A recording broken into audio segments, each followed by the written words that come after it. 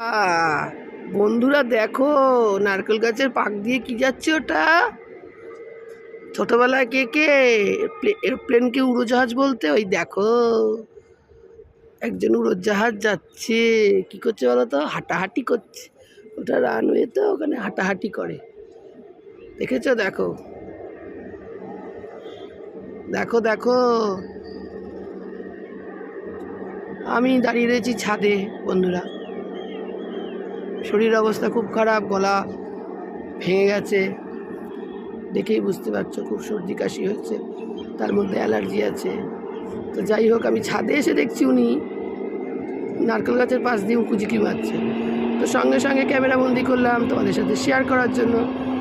কেমন লাগছে বলো? আমি তো ছাদ থেকে প্রায় দেখি, তোমাদের সাথে শেয়ার করলাম। ভালো লাগলে অবশ্যই লাইক করবে, কমেন্ট করবে, আর ভালোবাসা দেবে।